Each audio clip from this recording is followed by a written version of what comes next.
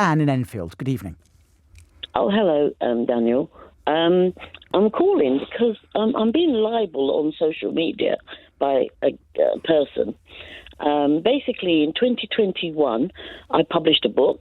It's a historical book, so it's all facts and stuff, nothing, And this person is now telling the world on social media that I've stolen the book from him, and that has this person written a book on the same topic as you? A similar topic, but long after me. Long after you? How long after you?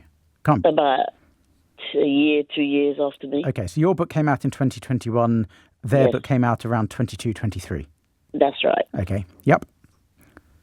So basically, I sent the person a cease and desist letter. In fact, I sent them 2 emails saying cease and desist, but it's not stopping. And recently there was another thing put on social media.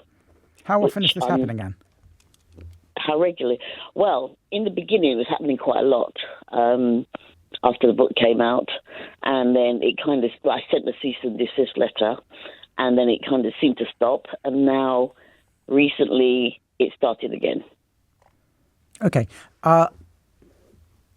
When you say you sent a cease and desist letter, was that through a solicitor, or did you do it yourself? No, I did it myself. I got the information from the internet. I did it all myself, and I sent it to him. Can you just tell me, Anne? I'm going to answer your question in a second, but I'm asking this out of curiosity. What's your book about?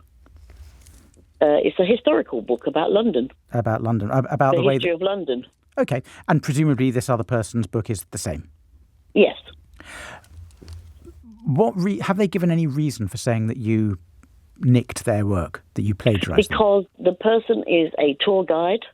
I'm a tour guide, and the person feels that I went on his tours to steal ideas from him, even though at the time I wasn't actually writing a book or even thinking of becoming a tour guide when I did go on his tours. This was about 15 years ago. 15 years ago. When I did become so you a said tour his guide, tours, plural. How many of these tours did you go on? Oh, quite a few, because I'd only just met him. I mean, I didn't know him before. Right. Did you have some sort of friendship with him? Yes, at the time. So were you, I'm going to ask this bluntly, were you going out? No. Oh, God, no. No, we're just friends. Just friends. Okay. So 15 years ago, you used to go on this tour guide's tours, and you heard about London from him. He subsequently wrote a book. You subsequently wrote a book. This is all a decade later, and he's saying that you've nicked his content. Yes. Okay. First of all, he has no claim against you at all. You are not breaching his copyright. Things that he says on the tour cannot be enough to amount to copyright privileged. So even if you wrote down what he said and published it, that wouldn't be breach of his intellectual property rights. So he's got no claim against you at all. Your question, of course, is how can you stop him saying that you've nicked his content on social media? Yeah. The only way to do it, if he's not replying to a cease and desist letter, is to get an injunction against him. And the way to do that is under the Protection from Harassment Act. The Protection from Harassment Act stops people from engaging in a course of conduct which can include on social media that amounts to harassment, and this is harassment. And if somebody is causing you distress by being rude about you and your book on social media, you can go to court and get an injunction. But to do that, Anne, you're going to have to invest money because you probably will need a lawyer for it. Have you got legal expense insurance on your household policy, or are you a member of any authors association that would give you legal representation? Oh, I don't know. I'll have to find that out. Okay, that's worth looking into.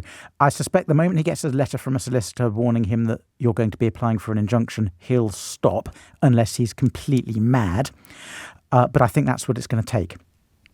Letters from you clearly aren't doing the job. Thank you very much. All right, thank you, Anne. If you want, Anne, give your book a plug. Oh, my book is called Black London, History, Art and Culture in over 120 places.